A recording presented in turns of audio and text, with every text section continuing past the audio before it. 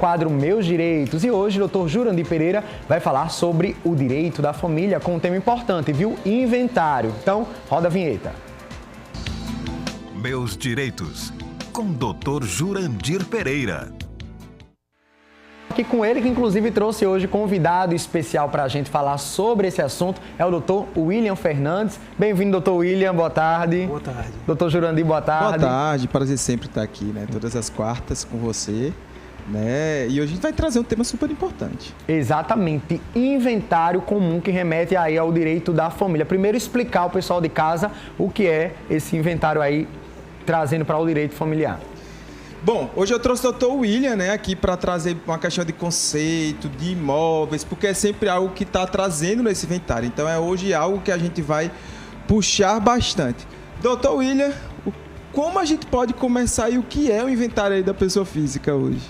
Gostaria de dizer uma boa tarde a todos os telespectadores. O inventário não é nada mais do que um conjunto de bens e direitos deixado por um falecido, chamado de cujos, e será transmitido a todos os herdeiros. Muito bacana. O que é que a gente tem que se ligar hoje, né? Porque aí tem uma coisa muito bacana que acontece. Sempre no inventário tem o menor de idade. Quando tem esse menor de idade, tem muitos problemas aí, doutor William, quando tem hoje o menor de idade nisso tudo? Exatamente, porque até um tempo atrás, quando existem dois tipos de inventário, o judicial e o extrajudicial. Há um momento atrás, quando existe um menor, não existiria a possibilidade do inventário extrajudicial.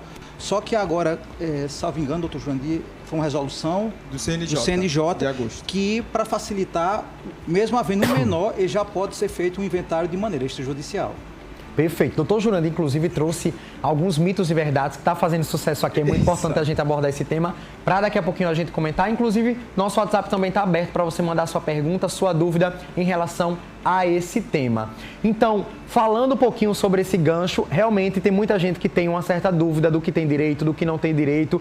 E com o passar do tempo, muita coisa também acaba mudando, né? O que foi que teve essa mudança mais importante em relação a esse assunto, doutor Jurandir? A questão do menor de idade foi algo que, porque ele entrou a partir de agosto, e aqui a gente trata muito de forma clara. São 80 milhões de processos, são 80 milhões de inventários hoje que estão aí, né, trancafiando na justiça a liberação de tudo que você pode imaginar nessa questão processual. Outro ponto também que a gente pode trazer aqui são as taxas. Né? A gente sabe que a gente já trouxe em outros programas, mas não custa lembrar. Se depois de 60 dias não foi aberto a questão do inventário, existe uma multa. Doutor, como é que está essa questão da multa aqui hoje na Paraíba? Como é que tem sido, como é que tem se comportado judicialmente, extrajudicialmente essa questão de multa? Exatamente. A lei, ela prevê que se o inventário não for aberto em até 60 dias após o óbito, existe uma multa. Essa multa, ela, salvo engano, equivale a 10% do valor do ITCMD, que é o Imposto de Transmissão Causa Morte e Doação. Caso persista por 180 dias e continuem sem dar a abertura do inventário, a multa de 10% do imposto já só para 20% do imposto. É alta? É alta mesmo, em cima hoje. E a gente pode dizer assim, que tem uma coisa muito bacana. O inventário, para ele ser aberto, ele tem que ser considerado positivo, ele não pode ter características negativas. O que é características negativas? A dívida sobrepõe todos os bens, todos os levantamentos financeiros, e ele só é válido quando se tem uma questão positiva. Quando se não tem, se chama um inventário negativo. Esse inventário negativo hoje na Paraíba, doutor, como é que ele tem se comportado quando se tem um inventário negativo ou se tem um único herdeiro, por exemplo? Como é que se comporta para abrir esse inventário? É necessário abrir isso? Não, no caso, se a dívida é superior ao patrimônio deixado pelo falecido, como o doutor Jurandir bem frisou, tem-se configurado um inventário negativo. Então, não existe a necessidade de abertura do inventário. O que a gente vem hoje também aqui para destacar é que muita gente pergunta, Wesley, hoje se é necessário ter advogado para abertura do inventário. É importante frisar que sim, ou um advogado ou um defensor, né? Ou um advogado ativo que a gente chama, porque da lisura desse processo de inventário hoje. A gente sabe a questão de fraude, né? Sim. Eu acho que você deve imaginar, não sei se acontece na sua família, que já teve algum problema, de alguém que fraudou algum bem, fraudou algum título de crédito, aqueles valores que ficaram muitas vezes retidos para levantamento. Semana passada, inclusive, a gente trouxe até no Mitos e Verdades aqui a questão de valores que ficam retidos, como é que isso também pode ser levantado, né? Que foi até uma pergunta de uma telespectadora. Isso é para trazer a lisura. Então, o advogado é essencial nessa abertura de inventário para ter todos os processos legais também e que a gente consiga aqui trazer, inclusive, celeridade também nos despachos, porque é muito complicado. Aqui nós temos 2 varas, primeiramente específicas na capital, né? Uma especial em Mangabeira, no Fórum de Mangabeira, outra especialmente ali no Fórum da João Machado, mas que o advogado se faz essencial nesse momento, né? Para se trazer uma celeridade, pelo menos aí para levantamento e abertura de valores, para não ficar aí preso nesses 80 milhões de processos. Perfeito. E daí, doutor Jurandir trouxe para a gente alguns mitos e verdades. Eu vou convidar os dois aqui, doutor Willi e doutor Jurandir, para ir para a nossa telinha, para a gente poder explicar o que é mito, o que é verdade em relação a esse assunto. Então, vamos comigo aqui para esse lado. Junto. Pode colocar, Rebeca, a primeira aí na tela, por favor, para a gente esclarecer. Vocês podem ficar aqui desse lado. É possível vender um imóvel que faça parte do espólio durante o inventário? E aí, doutor Jurandir? Eita! Verdadeiro ou falso aqui, doutor William? Verdadeiro. Wesley, porque, digamos, quando os herdeiros eles não têm uma condição financeira, aí tem as custas cartorárias, o imposto, como eu bem frisei, o ITCMD. Pede-se ao advogado que peticione, digamos que a pessoa deixou uma casa e um terreno. Seria pedido a venda do imóvel menor, seria o terreno, para que angariar valores para poder pagar as custas cartorárias e dar andamento ao processo. Ou seja, a gente chama que esse imóvel ele pode estar muitas vezes, ele é cravado para a venda. O que acontece hoje também, né, doutor William, aqui completando? A gente pede essa autorização especial ao juiz do inventário para que seja liberado esse imóvel para pagar aquele IPTU, que chega no final do ano, né? Na questão de terrenos, quando deixados, regularização, ou até pagamentos ali de taxas de condomínios, se foi deixado apartamento, precisa-se ter uma manutenção do imóvel que foi deixado, ele não pode ser abandonado, à própria sorte. Por isso que a gente trouxe essa pergunta aqui, então, bem interessante também. Perfeito. Vamos agora para a segunda dúvida, mito ou verdade, para a gente esclarecer. É obrigatória a participação de um advogado para ser realizado o inventário? A gente acabou de falar agora há pouco. Foi, doutor Jurandir? Foi sim. Aqui eu já respondo, né? É verdadeiro. Tem que se ter, pessoal, para se trazer uma lisura e para trazer também essa questão da celeridade. Porque eu bato isso em cima da tecla. Peraí, mas eu não posso ir em cartório e fazer... Ainda assim, terá que ter nesse momento a assinatura também de uma pessoa que possui ali uma OAB válida. Então, se deve acompanhar esse processo, né? Na explicação, no desenrolar de taxas também. Então, esse é um ato exclusivo que se precisa de advogado. Então, é verdadeiro. Tá aí, verdadeiro. Vamos para mais uma pergunta, mais uma dúvida aqui em tela.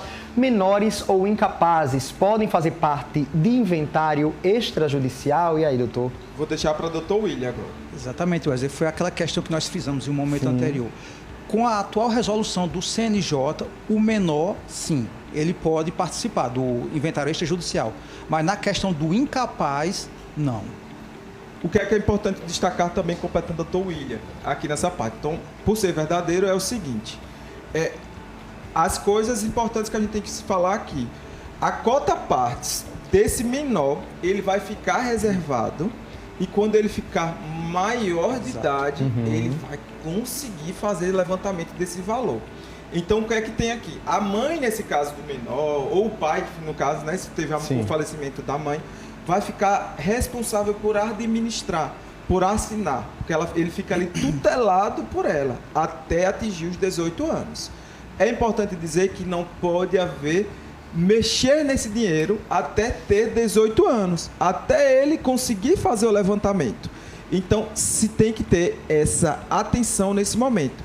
A parte da tutela do menor de idade, nesse momento aqui, é como se forma de administração até os 18 anos. O que é que tem que ficar acordado aqui? Quais são as pequenas exceções, pessoal? Se tiver no curso disso tudo, tributos, taxas, o que a gente trouxe agora na primeira pergunta também.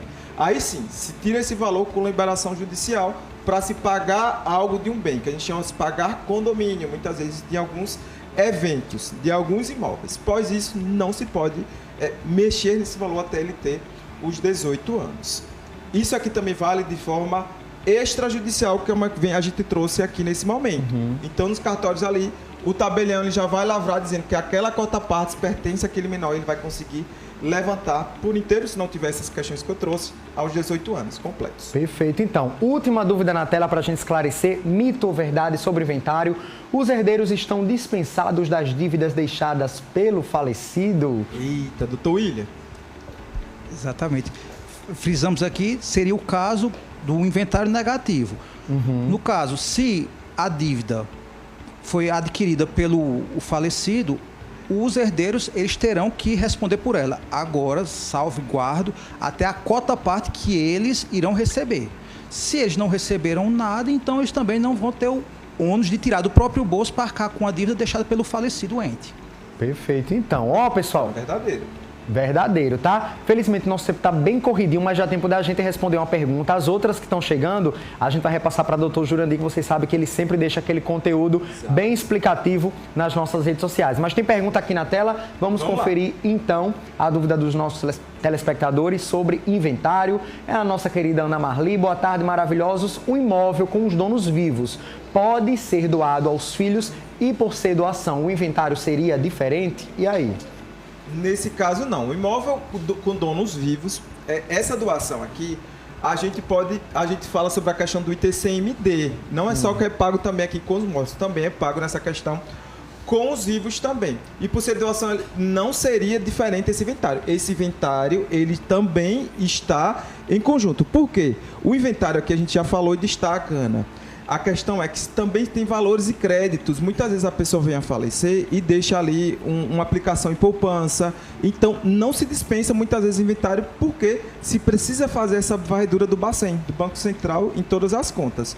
Apesar de já não ter mais nenhum imóvel aqui, por exemplo, pelo que ela vem trazendo para um inventário possível, neste caso aqui teria ainda assim que ser aberto, poderia ser negativo mais à frente, mas teria que ser feito primeiro uma varredura para os credores, porque se você deve, lembra que, eu já volto para a última pergunta, se você deve, seu pai, sua mãe devia, os credores eles são os primeiros a se habilitar em um inventário e receber o valor que ficou restante. Completo com o Dr. William disse aqui, a questão da cota partes. Não se passa e não se vem ali ultrapassar o que você poderia receber. Então, você não herda a dívida nessa questão. E fica nas demandas possíveis. Outras perguntas estão aqui, mas infelizmente não vai dar tempo, mas a gente vai repassar para o Dr. Jurandir e a gente comenta tudo. Na verdade, ele vai explicar lá no nosso Instagram. E toda quarta-feira ele está aqui. Quero agradecer ao Dr. Jurandir mais uma vez, Dr. William também.